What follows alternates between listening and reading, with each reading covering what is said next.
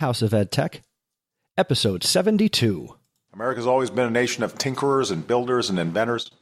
We brought the world everything from the light bulb and the telephone to the iPad and the internet. Don't just consume things. Create things. Take an hour to learn more about the technology that touches every part of our lives. We're counting on you to keep us on the cutting edge. Thanks, everybody. Support for this episode of the House of EdTech comes from summerpd.com. Expand your knowledge of Google Classroom, G Suite, formative assessments, and much more. They offer 10 courses, and you can get all of them for just $25 by using the promo code House of EdTech. Sign up now to access the courses for professional development on your schedule. And thank you to summerpd.com for all your support.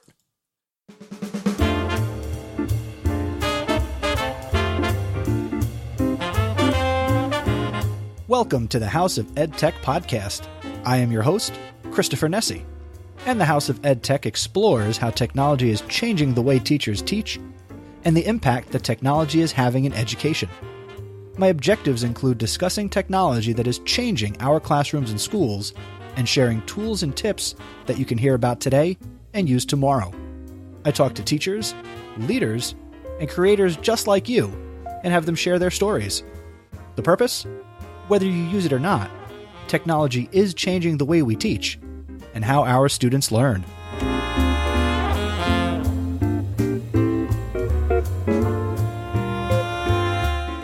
And welcome back inside the House of EdTech podcast. I think I just squeaked a little bit as I came into the episode. Not really sure. Oh well. On we go. We have a jam-packed episode. I have a lot of feedback to get to. I have a great conversation coming up with Emily Gover. We have the EdTech Thought, where I'm going to tell you a story about how one email can make a world of difference. And the EdTech recommendation for this episode, we're going to talk about some updates to G Suite. And of course, we have the House of EdTech VIP. And let's get right into it. First thing I want to mention here at the top of the episode is, again, the 2016 House of EdTech Smackdown is rapidly approaching. That's going to be in episode number 76, which is going to be released on December 18th, 2016. As I've been saying here for the last couple of episodes, I only have one rule if you'd like to participate, and that is no repeats. And that means let's not bring in something that was recommended in any of the previous two House of EdTech Smackdowns.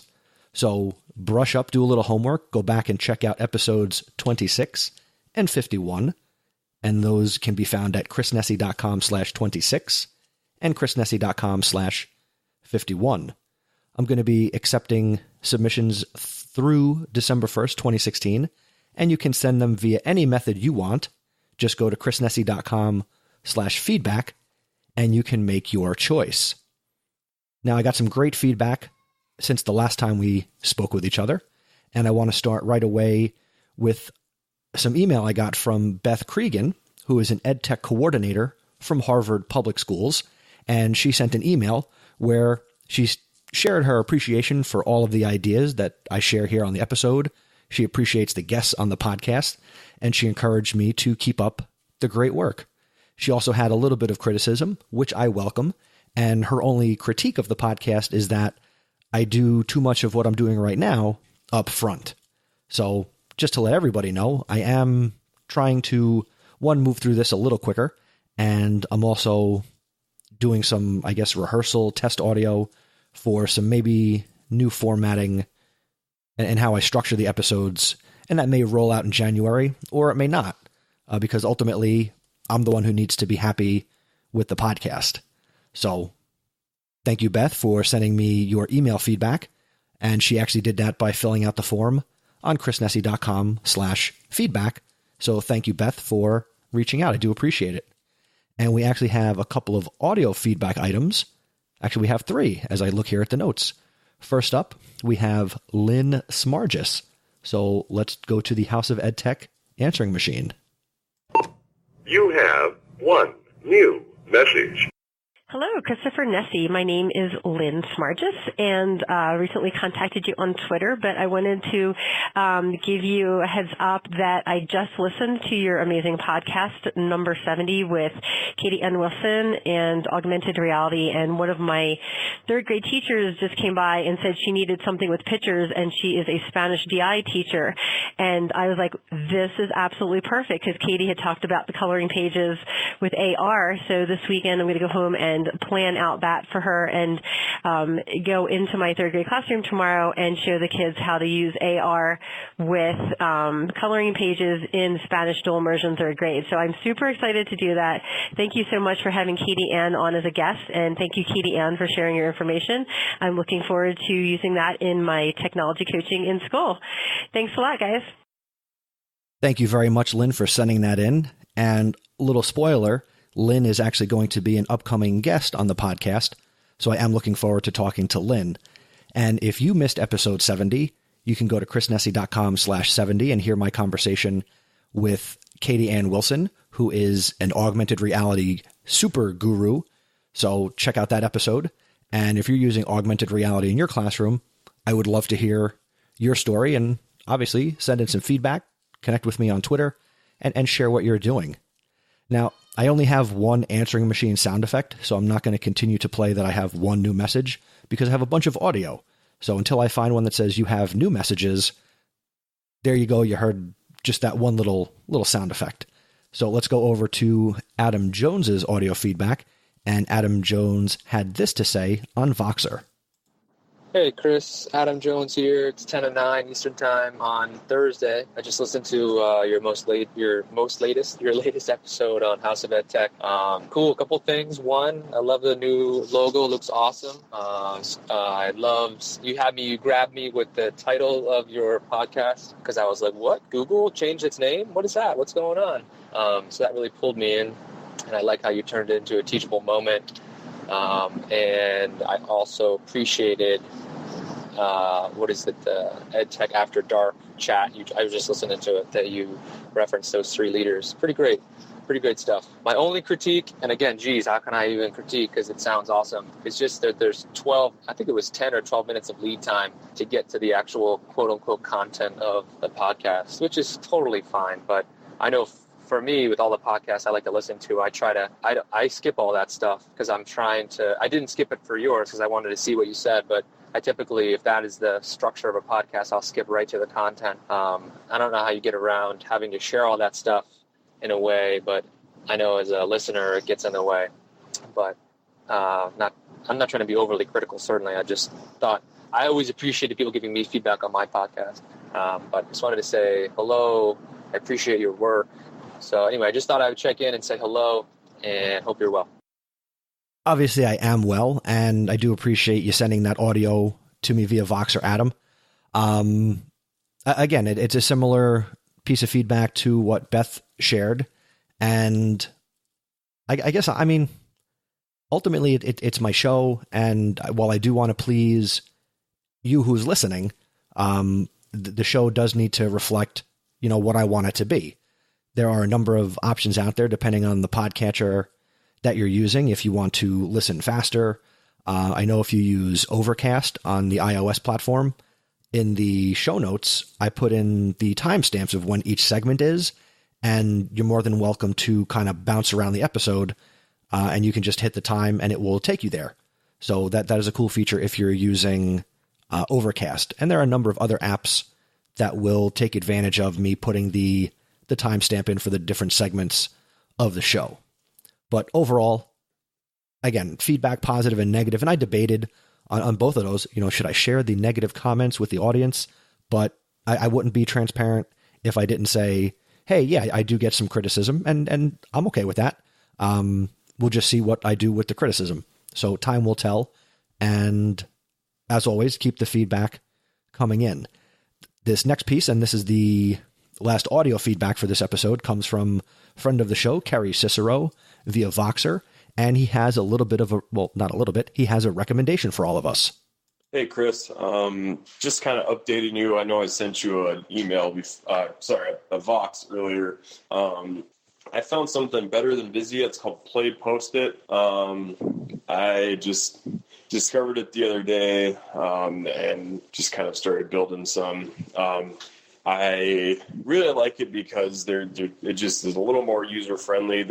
You can crop videos, and then also right now that with YouTube, you have all those VR videos that are starting to come out, and you can actually use those on there, which is great. And then it also, you don't have to use YouTube. You can use Vimeo. You can use a lot of different video sites as well. So thought I'd just let you know. Sorry, I just realized how late it is on your side of the country. But yeah, just wanted to let you know. Thanks. Hey, thanks, Kerry, for sending in the audio. And what he's talking about is called Play Pose It, and it's backed by AT&T and Stanford's StartX, and it's an online learning environment to create and share interactive video lessons. You as a teacher can begin with any online video, so screencast, Khan Academy, TED, YouTube, just as he said, and you can transform what is traditionally passive content into an active experience for students with time-embedded activities. And the example that Kerry sent to me via Voxer that I could click through was, it seemed like it was on some sort of nature reserve. I'll say Africa, so it seemed like it was the open plains, but it was one of these YouTube videos where it was shot with a 360-degree camera, and I was able to look all around, and he had some activities and questions embedded. It was really, really cool. So definitely check that out. I will link to it in the show notes for this episode over on chrisnessy.com/72. And the last piece of feedback I got was a great iTunes review from Angela Cleveland, and she had this to say: Mr. Nessy does a great job of bringing in speakers and addressing topics that appeal to anyone in tech. He and his guests break down topics so that they are relatable to those new to tech and those who have lots of experience. I always feel so inspired after listening to this podcast. I've shared things I've learned with others, from educators to giving feedback to Google reps. So thank you, Angela, for your awesome iTunes review. I appreciate that. And another spoiler, Angela will also be an upcoming guest of the podcast, and I'm looking forward to sharing that conversation with you, hopefully before the end of the year. If not, it'll be relatively soon in January of 2017. But that's all the top of the show stuff. So let's go to the EdTech thought.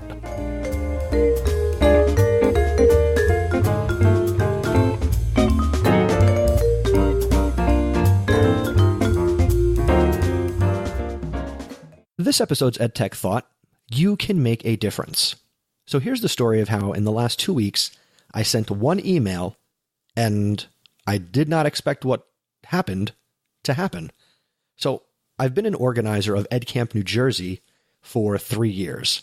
And 2 weeks ago, I was thinking to myself, not a lot of planning is really taking place. There's no conversation.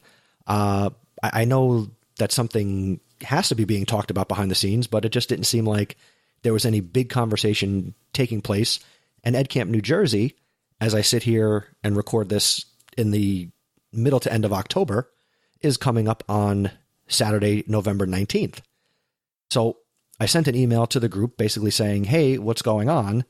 And why isn't anything going on?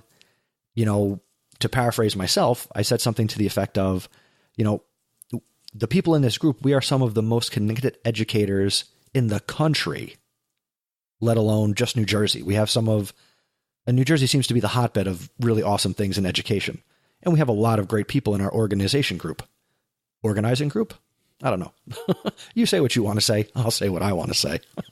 So I sent this email, and then all of a sudden it was like, okay, people started coming out of the woodwork to say, all right, I'm out. I don't have the time to commit.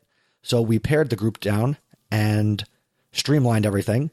And basically all this energy is now in the group. We have some new organizers, and myself and Chrissy Romano Arabito, Robin from the Ed Justice League, have basically taken the lead with Billy Krakauer to make sure that EdCamp New Jersey will run on November 19th.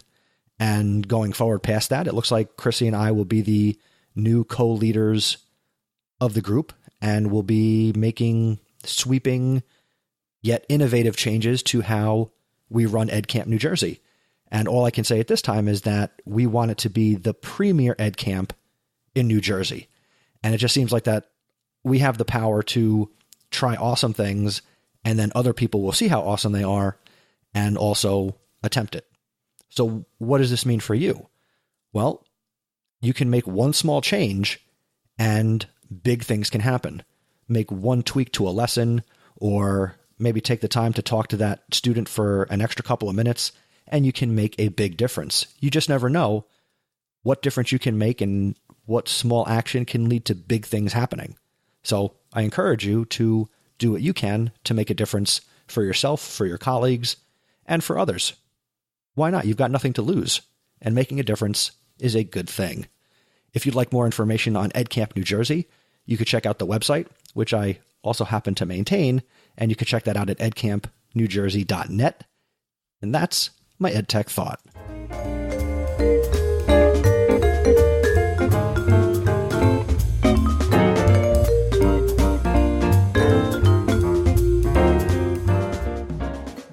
And now for this episode's House of EdTech recommendation.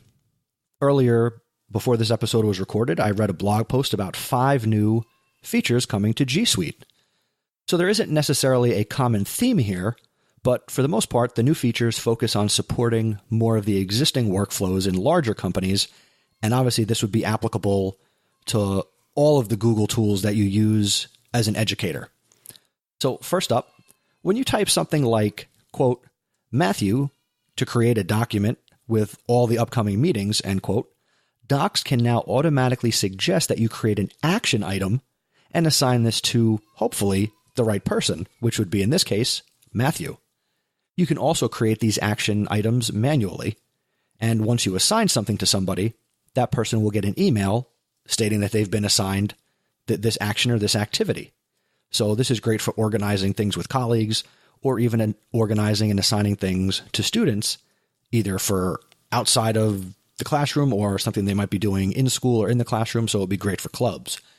And before I proceed, let me just say that as I'm recording this, these features aren't active, but they've now been promoted. So you might be listening to this episode, and this could be old news, or it's new news, and you just haven't checked out these features yet. So your experiences will vary. The next thing, Google now makes it easier for you to see which action items have been assigned to you and which documents may need your attention. All the G Suite apps will now show a badge on the files that have action items attached to them, and when they are unresolved, suggestions that others may have made into your files will also be there. Number 3, Google Forms is getting a very cool update as well. It will now suggest responses based on the questions you're asking on your form. Google's example in their blog post about this was, let's say you're setting up a form and you want to have people be able to order a t-shirt. So when you start to type the question, what size t-shirt? As you type what size t-shirt, it will kind of predict and populate the choices to this question with small, medium, large, extra large. And that is a super cool feature. And you can then tweak the responses, but if the responses it gets based on it gives you the based, little tongue-tied. If you get the question, let me try this again. If the question you ask gives you predicted choices, and the predicted choices it gives you are good, hey, you just saved some time. The next one, Forms will also now prompt respondents to upload files, though this only works when you share the form from within your domain. So obviously this is great for G Suite for education.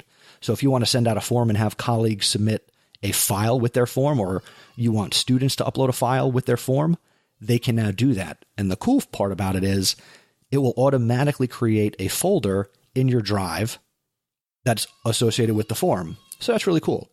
And the last feature is that Google and Slack have teamed up to integrate Google's productivity apps into Slack conversations. So if you're someone who works in Slack, you can now create Google Drive documents right inside of Slack by clicking the plus button next to a message box in Slack, and you'll be able to create your new document or import a file from Google Drive. So check out these features. Let me know how you're using them. chrisnessy.com/feedback, or the show notes for this episode, chrisnessy.com/72, and leave a comment on the blog post. And that's my EdTech recommendation.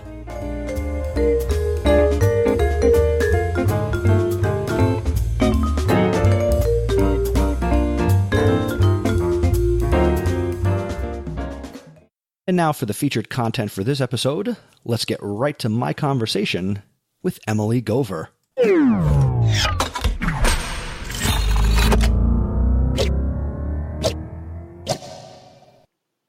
Joining me here on the House of EdTech via Zencastr, I am very happy to welcome Emily Gover to the podcast. Emily has a bachelor's in English from Stony Brook University, where she also minored in journalism. She also has her Master's of Information Science from the University of Albany. She's previously worked at EasyBib, which I know I've talked about here previously, where she was a content marketer, community manager, and curriculum designer.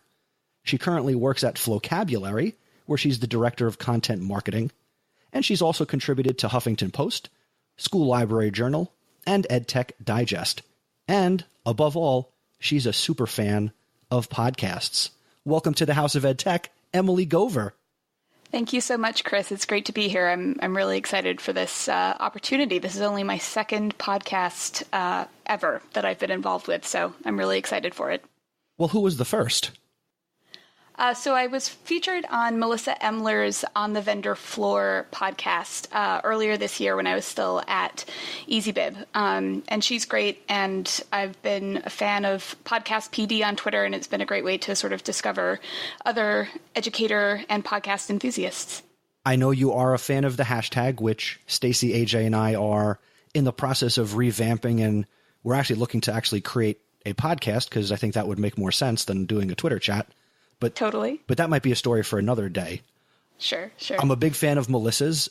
She and I are actually in a Voxer group with other education podcasters. So I've talked to Melissa a bunch, and she does a really good show. So if I had to be second to her, I'm okay with that. Well, you guys are both great, and I know you both do a lot for educators out there. So on behalf of all of them, I thank you. Oh, stop. You're already on the show. You don't have to suck up. So some of the things that we're going to be talking about revolve around really what you do at Flocabulary, and you have a big passion for audio and education. So could you talk a little bit about your journey from English major, journalism, and how you got where you are? So I was studying English and journalism at Stony Brook, and obviously I was very passionate and interested in writing and researching, whether it was on like a literary analysis side or reporting side.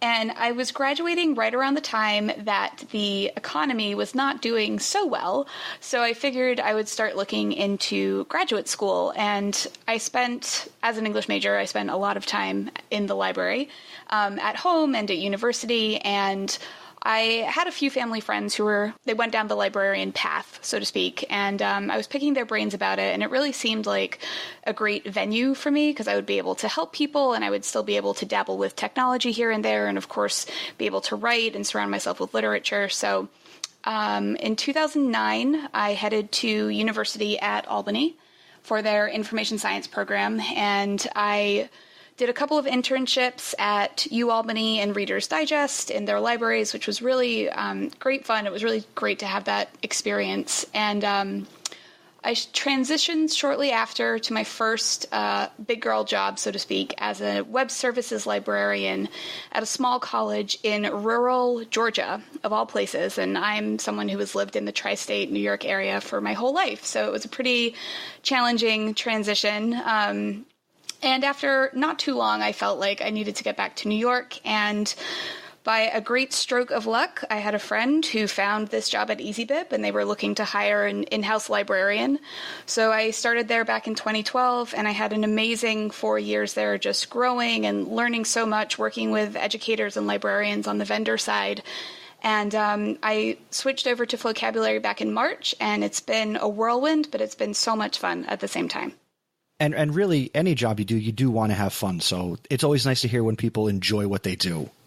Absolutely. Yeah. And it's hard, especially at a place like Vocabulary, it's hard not to have a good time every day. It's just a fun environment to work. The product itself is fun, and seeing the joy that it brings to kids is extremely gratifying for sure. You're speaking to the sorry, you are rapping to the choir, because I was big on Vocabulary before I think Vocabulary was big on Vocabulary. When I was in the social studies classroom, I used to do a Friday day, and really the secret is it was good for lesson planning, but I came up with this thing called Hip Hop Historical Friday. Ooh. And way back when, the videos for Vocabulary always came out on Fridays. So yep. It totally jived, because I would have the kids, pun intended, wrap up the week. Nice. So great. they were doing their own song parodies, original raps and rhymes. So really I could have turned them on to like get jobs at this point with you guys, but I didn't know what I was doing back then. Well, I'm glad that, you found good use in it. And even to this day, I feel like Flocab Fridays it's not necessarily a trending hashtag on Twitter, but there's definitely hashtags out there where teachers do exactly what you said you do, and the kids love it. So it seems like it's a win-win for everyone in the classroom.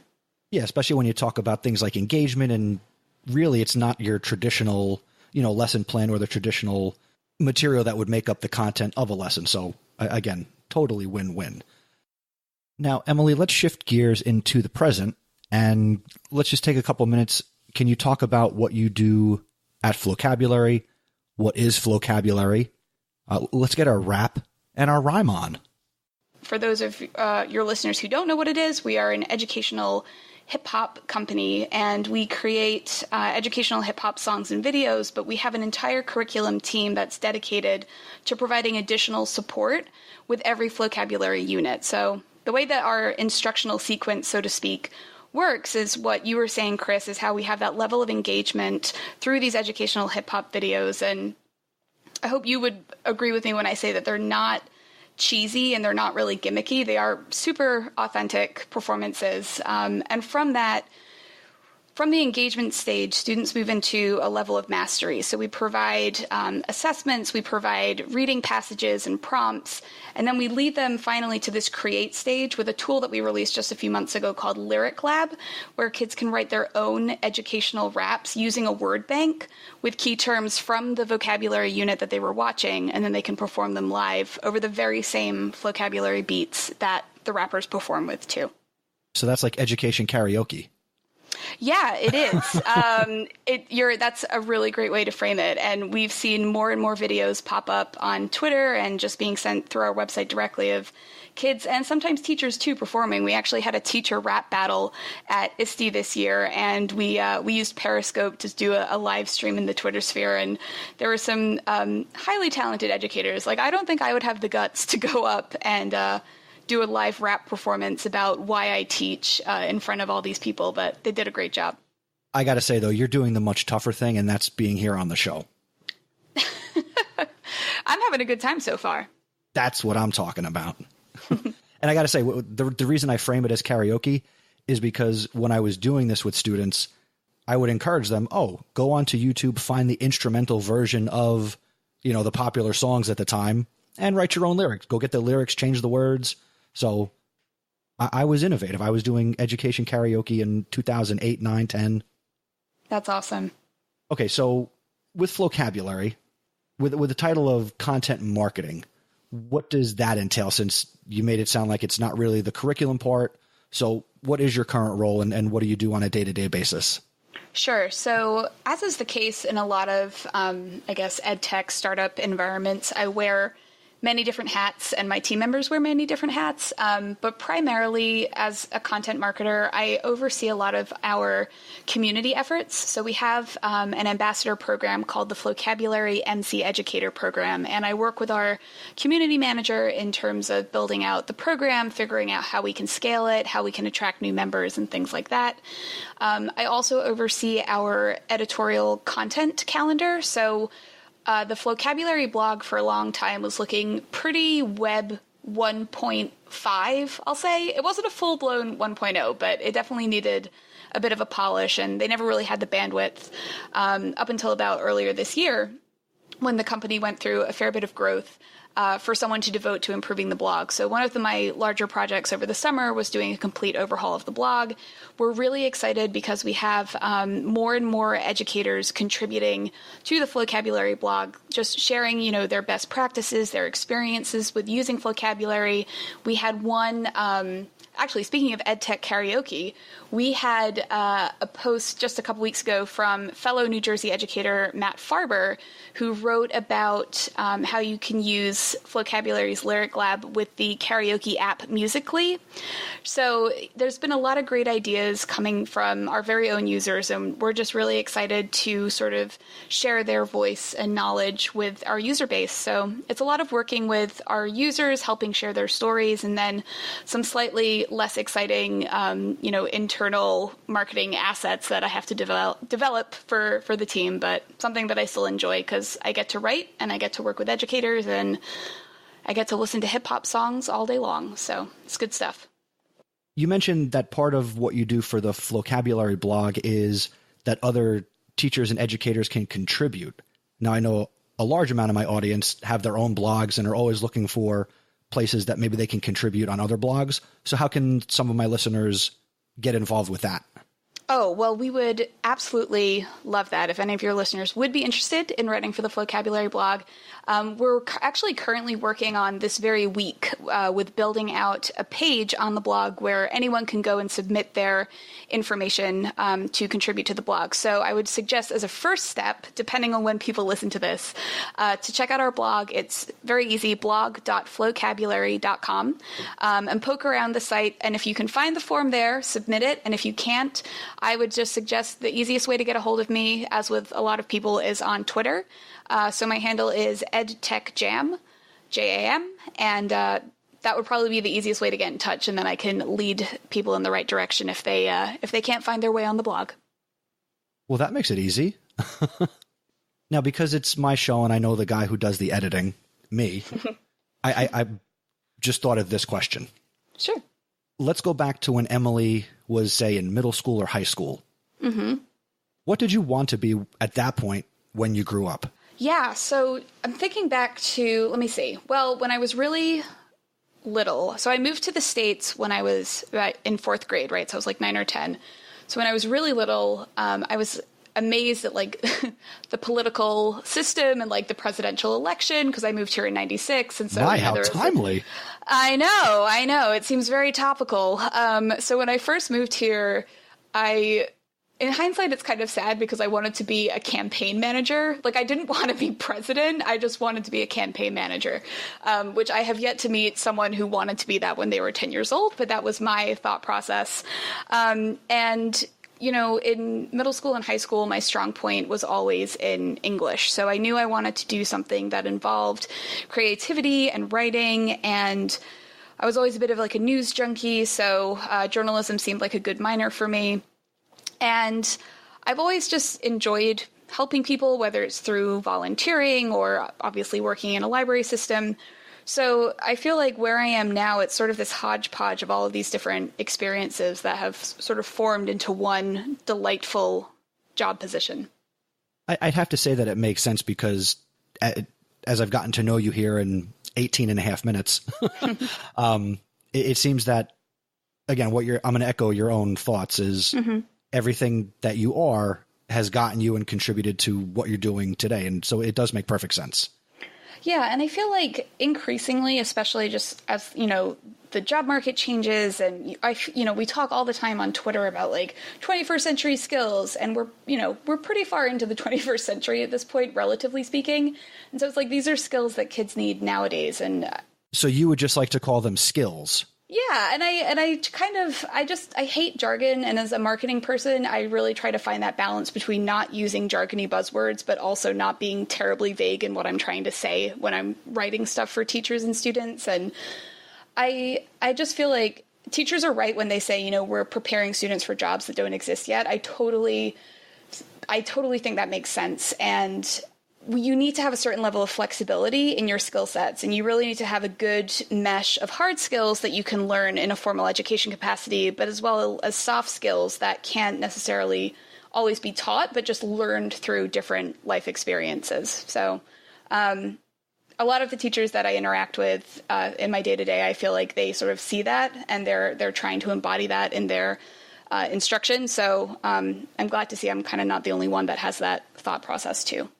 And that's a good thing too, because you mentioned life skills, and I was about to jump in and say, oh, it's about life skills, because as I sit here looking at your bio, you were either destined to be an English teacher who died at their desk or what you had mentioned, which was be a librarian who dies in the stacks. Right, exactly. And I didn't want either one of those things, which I didn't realize until I had gained that experience, and I felt like there was something else out there for me. And I was really lucky in finding the job at EasyBib, and I'm really grateful for the many opportunities that they gave me there, and I'm just happy to be able to apply them at a place like Flocabulary too. So it's been a whirlwind for sure. And I don't mean this in a negative way at all, but you're probably not going to die at Flocabulary either. I hope not. I mean, I work long hours, but I think I'll be there for a while still. Yeah. So, okay. So enough about, I mean, I just killed you 3 times in less than a minute. So I know. So cruel. It's the first time I've done that here on the podcast. So let's turn it back to something happy. And part of what you're passionate about, as I mentioned at the top of the show, is leveraging podcasts, using audio in education, which obviously you're a part of at Flocabulary. Share with the audience your love of audio and our favorite podcasts. Sure. So I've always just been a very audio-oriented person. I've been an avid music listener for much of my life. I have more playlists on Spotify than any one person ever needs. And when I was in graduate school, I started listening to a lot of public radio because I would be up in Albany, but I had a library job down in Westchester County, just out of New York City, and I would do a lot of driving back and forth. And there's only so many times you can listen to the same, playlist before it gets a little tiresome. And my older sister introduced me to some of these, more well-known podcasts like Radiolab, and I just got totally sucked into it. And I listen to public radio pretty much every day. I start my day with it. I end my work day with it. It's what helps me endure the sometimes hellish commutes of New York City. And I've just learned so much just from listening to all different types of podcasts, whether it's science or storytelling or current events or, I mean, there's a podcast for everything. And it's just something I'm really passionate about because I've learned so much from it and I've grown so much through listening to podcasts that I think there's great implications for its use in education, and just seeing the way through Flocabulary, the way that kids engage through listening and sort of developing those audio literacy skills, so to speak. I think, especially with things like with Serial a couple years ago, at least with season 1, I won't get into season 2, but at least with season 1, I felt like it was just so exciting to see podcasts playing an increasingly popular and prevalent role in certain teachers' curriculum. Wait, I just need to jump in real quick. What, Serial? What is that? Chris, you haven't heard of Serial? I'm totally pulling your leg. I was going to say, how can a guy running a podcast not have heard of Serial? Are you kidding me? I use MailChimp to do my newsletter. Okay, thank God. I was just talking to my coworker today. We were talking about MailChimp, and I said MailChimp, and he picked up on it, which I'm pleased about. It's kind of like a test, like when I say MailChimp, if people get it, then it's like, all right, you're on my level, and if not, then I have to. It's just an excuse to introduce them to Serial, which I was just doing last week. So, and it's still totally relevant. yeah, I'd like to think so. All right, so I'm going to cut you off a little bit since you started to say you're going down how it can be used in education, but I still need to ask. So, what is your absolute favorite? Can't miss it week in and week out, or as it's released. What is your favorite podcast? Okay. So can I say 2? Can I list I already 2? know this is one of them, so let's just go to the other one. Okay, fair enough.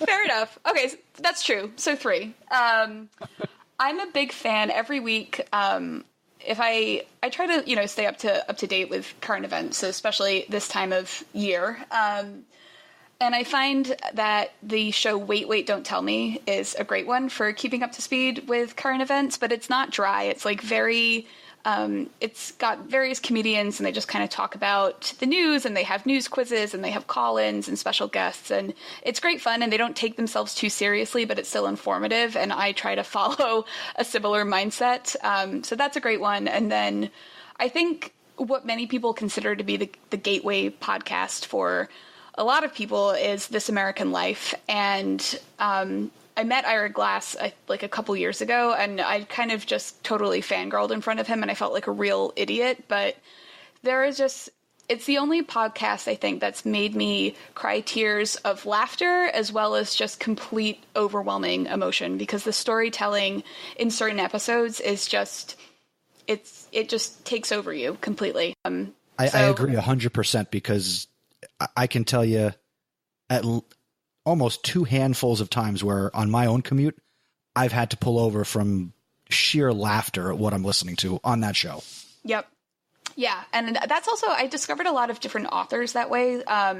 Like I had heard of David Sedaris before, but he used to do a lot of storytelling on the show. And they just have such a great way of crafting different stories and, taking these obscure, seemingly unrelated stories from different people in different walks of life and tying it back to that one common theme. And it's just really well done. And of course we have This American Life to thank for Serial too. So that's another added bonus. Quite the good bonus. Yeah, for sure. So those seem like 2 podcasts that you learn from. Do you have like a guilty pleasure podcast that you're a big fan of? I wouldn't say I have a guilty pleasure one. There are some that I kind of like to put on almost as like background podcast. So The Moth is quite good. I've had a few like driveway moments with that podcast. But I wouldn't say I really have a guilty pleasure, because maybe this is just my nerdy side, but I typically only listen to like ones that sort of stimulate my brain cells a little bit. I geek out, but people already know what those are. So thank you, Arrow. Thank you, Flash. Good podcasts out there. So to get back into the fact that this is a very serious podcast, and I keep cutting you off when you're about to do good things with what you're going to share with us. What is the value of audio in education, and what do you see as how podcasts can come in and kids creating audio? Because I think that's what you're into. So what is your vision of that? Yeah, I feel like, at least when I was in high school and middle school, and I had a lot of good teachers, but the learning process was always very routine, and we didn't really use, iPads didn't exist when I was in high school, but we didn't use a ton of technology, even audio technology that we had in the school, but there was just never any thought around using it within a specific unit or lesson or class. And just from seeing what students do, even with vocabulary or even just through my own meanderings on Twitter, what they can do with technology and audio now is so impressive. And I think if it's a really unique way to engage students that is relatively easy. You don't have to be a huge tech nerd or guru to try using audio in the classroom. And it's a way to provide a new learning opportunity and a new way for students to express themselves that chances are they probably haven't really dabbled with before. And there's all sorts of different ways that you can use audio too. Obviously you can record, a 2-minute, 5-minute explanatory audio message about a certain topic, but there's apps out there. Like there's this one called Anchor, and I don't know if you've heard of this, but it's like a relatively new kind of podcasty app, but you're limited in the same way that you're limited to 140 characters with Twitter. You're limited to, I think, like 2 minutes on Anchor. So you can record these 2-minute informative audio clips, and then you can share it with the world. And so I think it's just a great way for you to leverage technology that also allows you to share it globally and collaborate with others, which are obviously these sort of soft skills that we were talking about before. And yeah, just a way to get kids excited about trying something new and seeing that there are ways to learn and demonstrate your understanding of new concepts besides taking a test or writing it down in a notebook or typing it up on a computer. I know those are so 1999, those ways of learning and teaching. Yep. But I have heard of Anchor. When it first came out, I was I'm not afraid to jump into the technology deep end. So I jumped in and I tried to get involved in conversations. It's not something I've kept up with, but I'm aware of it. And it's definitely, yes, an easy way to get your foot in the door for creating some audio, sharing it, and really getting instant feedback almost. It's almost like Voxer, but public. Right, exactly. And to that end, too, just with leveraging like podcasts in general, I think there's ways that students can learn through auditory storytelling, let's say, versus written storytelling that you can only get through podcasts and you can only get through audio. And I'm just thinking of some of, the more moving stories that I've heard on like This American Life, or the more fascinating ones that I've heard on Radiolab. And just there's ways that you can implement it in any classroom. Like I go back to storytelling a lot, but I think that's just because that's my inner English major speaking. But there's ones for economics, for criminal justice classes, for, psychology classes, whether it's if it's core curriculum or if it's an elective class, there's a podcast out there that can support your instruction. And I think that's just such an exciting way to sort of diversify your curriculum. And really, podcasts, they hit on all modes of learning. I mean, it's not just, turn on the recorder, put a microphone in a couple of kids' faces and, they're podcasting. If you take a page and you learn from the highly produced NPR style podcast, that's not what they're doing. They're, part of it, it's scripted, it's research, it's having, copious amounts of notes and organizing your thoughts. And that is still in many ways, that's going to be written or digitally composed before you hit record on a video camera or a microphone. Yep, you're absolutely right. There's all of these other important skills and processes that students need to learn to succeed in the workforce, especially. And there are ways that you can adapt and implement other pieces of technology and other sort of core essential skills that ultimately will result in a great podcast too. So I feel like it seems like a relatively easy way to tie it in to existing teaching methods, let's say, that certain educators may be more comfortable with. Oh, definitely. I mean, it's too easy. It's almost too easy not to start. Right. To integrate this into, again, there's a podcast for everything. Yep. And if there's not, I'm the one who's going to say, well, then you be the one to start it. Exactly. All the more reason to get your kids involved and fiddling around with it, right? Create a podcast of something that doesn't even exist yet. And you can put it out there publicly for the world to see, and you can do it relatively easily too. So it just seems like an exciting and relatively simple technology to adapt to. Okay, now, Emily, I am not twisting your words. I'm just going to throw them back at you, but in the form of a question. Sure. Emily Gover, why don't you have a podcast? I feel kind of silly saying this on a podcast, but I hate the sound of my own voice. I did a lot of webinars when I was at EasyBib, and we're going to start doing them more and more at Vocabulary. And there were so many times when I had to edit trim down or clean up the webinars before we would send back the recording. And it just kind of got grating on my ears, and I just did not want to do it anymore. And I also think, I don't know what I would podcast about. And maybe this is a good sort of maybe you raised a good question that I hadn't even thought about it yet, Chris, and you just planted this seed. Maybe now is the time for me to tackle my own podcasts of EdTech and librarianship and other nerdy goodness. Well, let me tell you, the best time to start a podcast was 2004. True. The next best time is right now. Noted. So it's never too late. And I have to tell you, you have a great voice. Well, thank you. I appreciate that. I feel like a lot of people say that they don't like the sound of their own voice, but I have no doubt that your superior audio editing skills will make me sound awesome on this podcast. Well, listening to you live right now here as we're having the conversation, you sound great. And personally, I am vain enough to say I enjoy the sound of my own voice. I listen to every episode of my own show in my car. Awesome. Love it. More but it's delayed quality control, because if I listen to it and I find a mistake, it's too late. But I would listen to you in my car or while I mowed the grass or did any number of other things I do when I consume podcast content. So you have my vote, and I would support you any way that I could.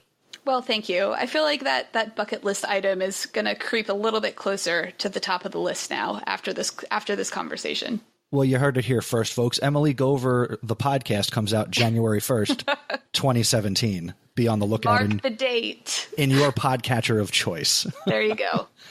So, Emily, I have one last thing that I'd like to hit on before I let you go, and thank you in advance for so much of your time, all 35 minutes and 52 seconds.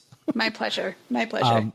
I'm still interested to know from all my guests, what are some of your favorite go-to tech tools that either make your personal life or your professional life much easier? And I think there is crossover for the teacher and for the not teacher professional. Well, I mean, I am a huge GAF fan, or I guess now, what is it? It's Google Suite for Education. So GSFE. G Suite. There you go. G Suite. I mean, I think that's something that teachers should just make a part of their classroom, because almost every job that I've had, or every freelance gig that I've had since I've gotten out of graduate school, has required knowledge or use of either Google Apps or Microsoft Online. And obviously they simplify your life so much. This isn't really an EdTech tool, but I think it's definitely kept me sane, given the stress of working in a very fast-paced startup. Good stress, but stress nonetheless. And also just enduring, like I said before, hellish commutes in New York City. There's this great app called Headspace, which is, it's going to sound ridiculous, but it's like a meditation app. And I was not really a meditative person at all until I heard about this app. And it just kind of coaches you through very short 5-10 minute breathing exercises and meditative exercises. And you can do it anywhere. Like, you don't have to be, plop down on a yoga mat with like essential oils kind of all over the place. You can just do it wherever. And I've done it on the subway, and it's just been a really great way to sort of kick off my day. So those are two of my favorite apps. And then, of course, from an educational standpoint, I have NPR One and WNYC and Podcast Addict all on my home screen on my phone, because it wouldn't be me if I didn't listen to at least one podcast a day. And you've got the Twitter avatar banner that you support WNYC, which is super cool. Well, thank you. Yeah, I think I was donating a little extra money because they were saying, like, we'll give you a pair of plastic sunglasses with the WNYC logo on it. And I'm like, I totally need that in my life. And then once I did that, they said that you could add the little avatar. And I was like, I gotta show my pride for WNYC. So I'm a big fan. I hope at some point we actually get to like meet and like hug or shake hands. I know. I don't know if you live in New Jersey, if you live in southern New York State, but I hope we eventually get to meet up at some sort of event here in the local area. So that would be fantastic. Yeah, absolutely. I mean, I'm in New York City. I live in Queens. I work in Brooklyn, and we've got, I don't know how frequently I'll be traveling for work, but I'm hoping to make it out to ISTE for sure. And, I'll keep you posted about my whereabouts, because one of the most exciting things for me is, I mean, I spend a lot of my time on Twitter, but there's nothing like being able to meet your Twitter friends or your podcast friends face to face, IRL, and just giving them like a big hug. And it's great fun. So I hope we can do that too sometime. Well, I got to say, I don't know if I'll make it to San Antonio, but again, since I live in New Jersey, you got a better shot of saying, hey, you want to come visit Flocabulary one day? I could do that. Hey, Chris, you want to come visit Flocabulary someday? You're always welcome. It's we're only one stop in to Brooklyn, so it's not like we're really deep in the borough. It's pretty accessible, and I've actually had a couple of my Twitter friends come visit. Steve Isaacs, also from New Jersey, was in the city, and I was like, you should just hop on the F train and come into Brooklyn, and he did. And it was a great time. So the invite is always there. It's always on the table. We'll take care of that off the air, as they say. Yep. So for those other people, the listener who wants to maybe find out how they can also get on the F train and connect with you, what are the best ways that people can connect with you, Emily? Sure. So as I mentioned before, I'm a big Twitter geek. I'm pretty active on there. So my handle, EdTech Jam, would be probably the easiest way to connect with me. I've also got some contact info on my website, emilygover.com, and I'm on LinkedIn, and I think that should probably be the easiest way. I'm pretty active on all of those, so you could find me on Instagram, but my picture stream is not very exciting. Me too, so I don't promote it.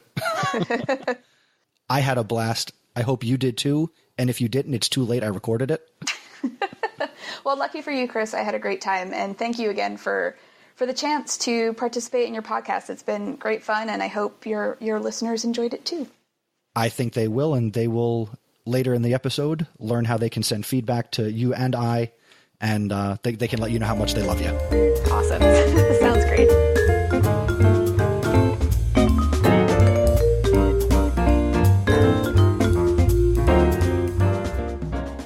Another huge thank you to Emily for taking time to be here on the podcast for this episode. And I'm going to mention this at the end, but Emily will be back in the future, and she won't be alone. That's a teaser. You can get the full story in the last 10 seconds of this episode. So again, thank you, Emily. Really appreciate it. And I'm looking forward to our next conversation. And actually, since I know you'll listen to the episode, so this is for you who is not Emily and listening, and Emily, this is directed right towards you. You should register and come to EdCamp New Jersey on November 19th. So you need to head over to edcampnewjersey.net and register and come on down to West Windsor, Plainsboro, where we're going to be this November 19th. So there you go. Last segment of the episode. Let's check out this episode's House of EdTech VIP.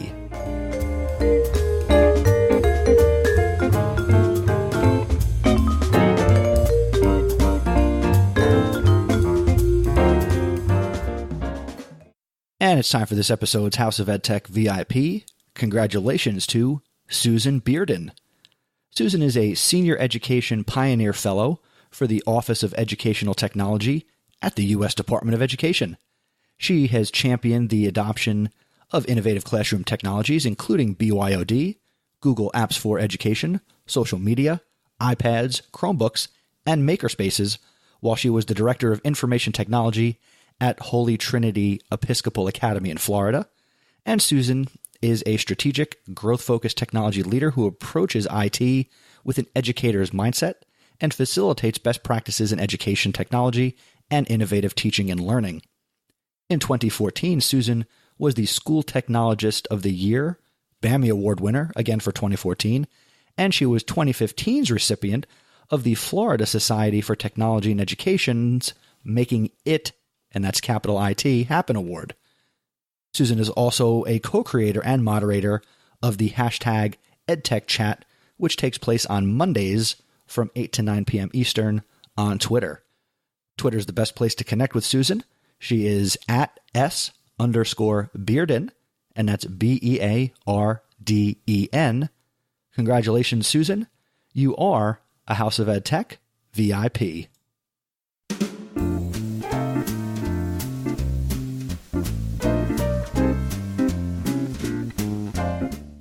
Hey, we made it. Another episode of the House of EdTech. Again, this was episode number 72. And you can go to chrisnessy.com/72 to get all the show notes, links, and resources shared by Emily and some of the other things that I mentioned earlier in the episode. Also, thank you again to summerpd.com for supporting this episode, and you can support them and this podcast by going over to summerpd.com, and when you use the promo code House of EdTech, all together, no spaces, no hashtag, you can save yourself some money, and you can get their entire bundle of courses for just $25. I would love to connect with you and hear your thoughts on the information that we talked about in this episode, and any episode that you listen to. It's never too late to send in and share feedback with me. All you need to do is go to chrisnessy.com/feedback, and you can find all the different ways that you can connect with me and the show. It's going to give you my email. And of course, the fastest way that you can connect with me is via Twitter, and just use the hashtag House of EdTech. Now, if you enjoy the podcast, and if you've gotten this far in the episode, as always, I know you enjoy the show. So I'd like you to do a couple things. One, tell somebody else about the podcast. You telling somebody and using the power of word of mouth is the best way to share this podcast and, hint, hint, any podcast that you love and listen to. The second thing, do what Angela did. Take some time to rate and review the podcast on iTunes.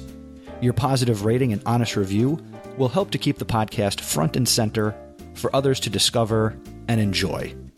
And you can also show your support through patreon.com, And you can go to chrisnessy.com/awesome, where you can learn how to become an awesome supporter. And thank you as always to my awesome supporters currently, Peggy George, Mark Rindell, Dan Gallagher, and Jeff Herb. The next episode of the podcast, number 73, will be released on November 6th, 2016. And here you go, Emily will be back. And this time, she'll also be bringing along former House of EdTech VIP, Steve Isaacs. And we're going to have a great conversation about EdTech Bridge. Until next time, thanks for joining me. And remember, using technology isn't difficult. Just give it a try.